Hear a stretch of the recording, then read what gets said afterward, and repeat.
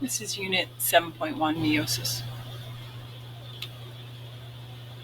These are the vocab words. So we already learned how cells replicate their DNA in this S or synthesis stage of mitosis using DNA helicase to open, polymerase, ligase to join the fragments together. So that was from Unit 6. And mitosis occurs in all cells that divide. So if a cell is dividing, that is the act of mitosis, and the result is two genetically identical daughter cells. What does mitosis produce? So that's an identical set of DNA. That's actually synthesis, but for mitosis. But when you look at the health of a species as a whole, it's not a good idea to make clones as offspring. So the alternative to this is sexual reproduction, which gives a lot of different variation. Sexual reproduction occurs via a process called meiosis, which halves the amount of genetic material in gametes, which then can fuse to produce sexually reproduced offspring. Meiosis only happens in germ cells, which are found in the ovaries and testes, and they make those gametes. Gametes are egg or sperm. Anything that is not an egg or sperm arrives, undergoes division by mitosis. So the somatic cells, which are the body cells, undergo mitosis. They do not undergo meiosis. Meiosis only happens via germ cells, and they produce those gametes that are haploid. Those haploid cells can't survive because they only have half the DNA. So you wouldn't want to use meiosis for body cells. So if a cell is reproducing, unless it's going to make a baby, it is undergoing mitosis. A skin cell, which is a somatic cell, would undergo what to divide? And that is mitosis. So chromosomes are DNA. It's a long strand of continuous DNA that has many genes on it. So here we can see homologous chromosomes. So this came from mom, the purple one came from dad. And notice that it's one strand. You have your centromere. Now, during the S stage of interphase, where that DNA is replicated, you have those sister chromatids. They're exact copies of the original. So you have one sister chromatid, the other sister chromatid, and each one will go to a daughter cell. And the same thing is true for the father's version of chromosome 1. You have sister chromatids, one goes to one cell, the other goes to the other.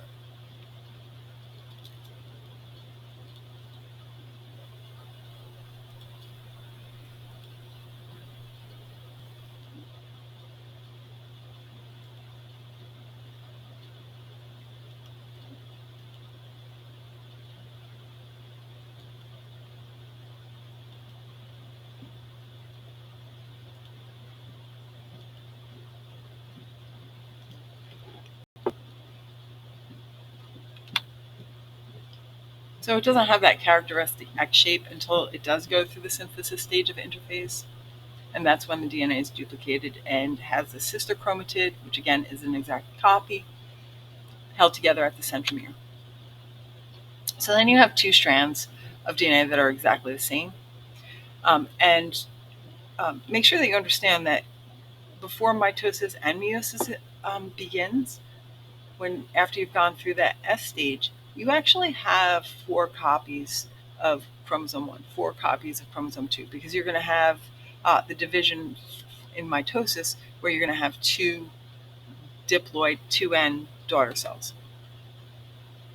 So don't confuse the sister chromatids, which again are the same exact DNA, with homologous chromosomes. Homologous chromosomes are those chromosomes that have they're the same length, they have the same types of genes on it. So they'll have the gene for hair color, the gene for height. I'm just, giving examples that don't actually exist. But those homologous chromosomes, although they have the same genes on them, gene for hair color, gene for skin color, eye color, etc., the chromosome from your mom is going to have a different allele than the chromosome from your dad, or They may have the same allele, but it's not guaranteed. So this is a karyotype. It's a picture of stained chromosomes. You can see that you have, those are homologs for chromosome 1, where you have one chromosome 1 from mom, one chromosome 1 from dad. So those are the homologs. Now, this shows the homologs as well as the sister chromatids. And you can tell the sister chromatid is held together at the centromere. And then you have 2 copies of chromosome 1. The sister chromatid has, and that's the same exact DNA sequence. So autosomes are those chromosomes that code for traits that are not associated with sex determination. Humans have 22 autosomes, right? Don't forget they have 2 copies of each. And sex chromosomes determine the sex of the organisms. Now, so the X chromosome does have other genes on it. Every human has one X because it does contain other material, but it also codes for sex. So the X and the Y chromosome are considered the sex chromosomes. Only sex chromosomes have the characteristic X shape, and that is false. You can see anytime a chromosome is duplicated, it has that characteristic X shape, and that only occurs after the S stage of interphase. Only autosomes have the characteristic X shape, and that is false as well. Humans have how many autosomes? That's 22.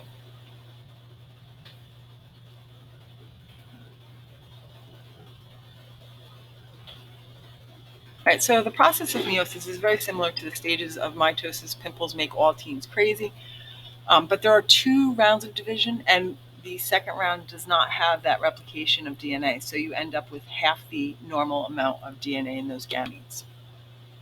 So the result of meiosis is 4 unique cells that only have half of the DNA. That's called haploid. And remember, mitosis results in 2 genetically identical diploid cells. So haploid cells only come from meiosis. They can't come from mitosis. And again, mitosis results in 2 genetically identical diploid being the normal amount of DNA, 2 of each chromosome. So if the number of chromosomes is considered n, haploid cells have n chromosomes and diploid cells have 2n. Remember, a normal cell will have 1 copy of chromosomes from mom and 1 copy of chromosomes from dad. A haploid cell has how much of the DNA? That's half the amount. A diploid cell has how many copies of each number chromosome? It's 2. A diploid cell has what amount of DNA? And that is the normal amount. That's what body cells have. That's what most cells have. So if an organism has 20 chromosomes in a gamete, how many chromosomes would be in a somatic cell?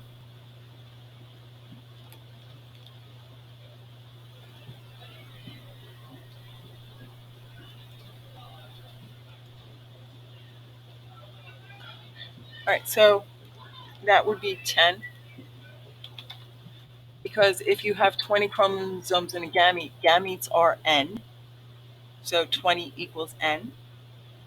And somatic cells are body cells, they're diploid. So you would put 2n.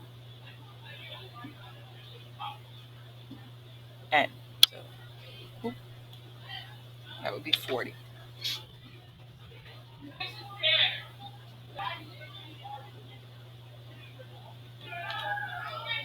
All right, so the stages, I'm just going to focus on a few key uh,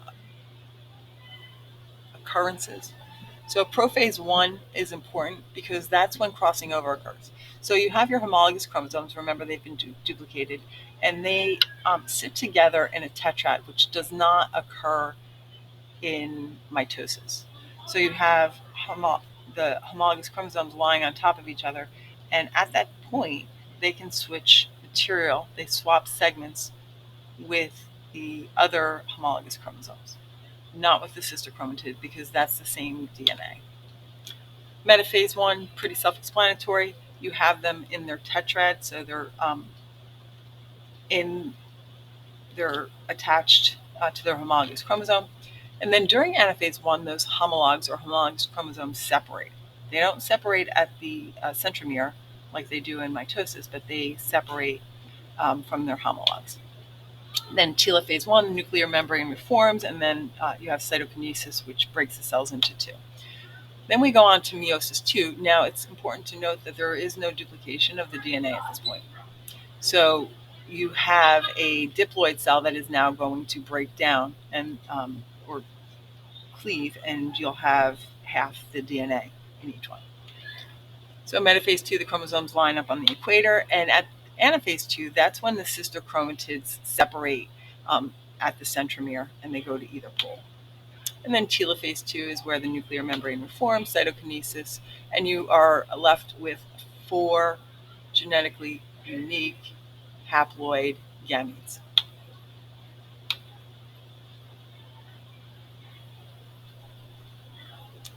This is just a graphic to show the important stages. You have prophase 1, where you have crossing over, metaphase 1, where you have separation of the homologs, well, actually anaphase 1, and then anaphase 2, where you have your sister chromatids separating. And then oogenesis is the creation of eggs. This starts before birth. And with oogenesis, you only get one egg. The other 3 form polar bodies because they give all their cytoplasm and their organelles and materials so that they have that one very large egg so that it can survive transport from the fallopian tubes to the endometrium. Spermatogenesis is the creation of 4 sperm, and they use the same setup as muscle fibers to swim. What results in 3 polar bodies and 1 gamete, and that's oogenesis. What process results in 4 gametes? That's spermatogenesis. So we've been looking at sexual reproduction because we know that it increases the genetic variation of the offspring. So that if there are environmental changes, whether it be disease, changes to prey, climate, etc., there will be a variety of organisms that may be able to withstand that particular environment. So the mechanisms of this genetic variation there's a few. First, we have independent assortment. So during metaphase 1, when you have chromosomes lining up at the equator with their homologs, one set of homologs can go to either side. So it's random which daughter cell each homolog is going to go. So this graphic can help you see that if you only have 2 chromosomes, right, you can have all the dad's chromosomes going to one side, all the mom's going to the other, or you can have half and half, and you can see the difference that results from that.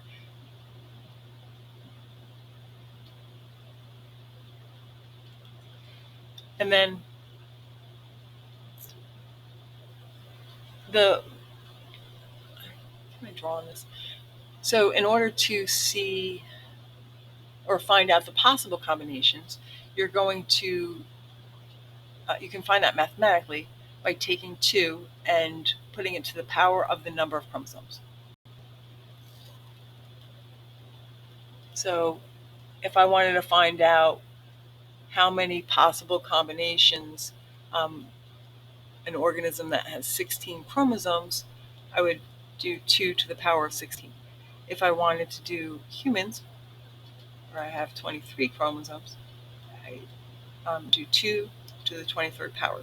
And that's over 8 billion combinations.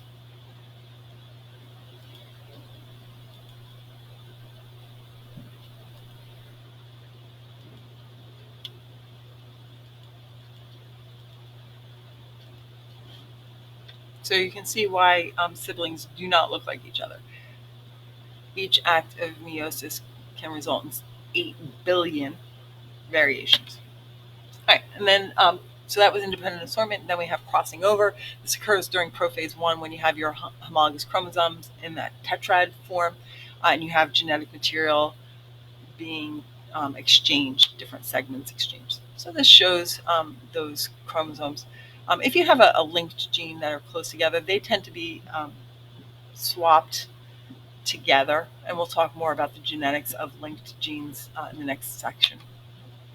And then finally, random fertilization, whichever sperm fertilizes the egg, and that's random. So those 8 billion sperm that have different combinations from meiosis, which one of those 8 billion combinations fertilizes that egg?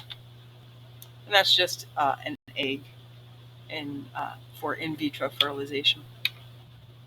Which event is an important factor in increasing variety among sexually reproducing organisms? And that's crossing over. Gene linkage actually is when genes aren't separated by crossing over. A test cross is just a Punnett square, and mitosis, we know, gives us two genetically identical cells.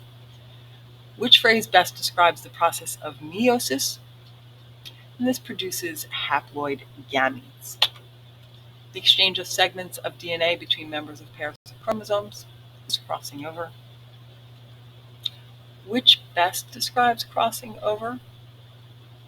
So this one can be a little tricky. Right? It's exchanging material between homologs. You can't exchange a material between sister chromatids because they're exactly the same. So they're clones of each other. So exchanging material would not show any difference. There would be no point. Right, suppose a gene that codes for flower color is linked with a gene that codes for leaf shape. These genes would be considered close together.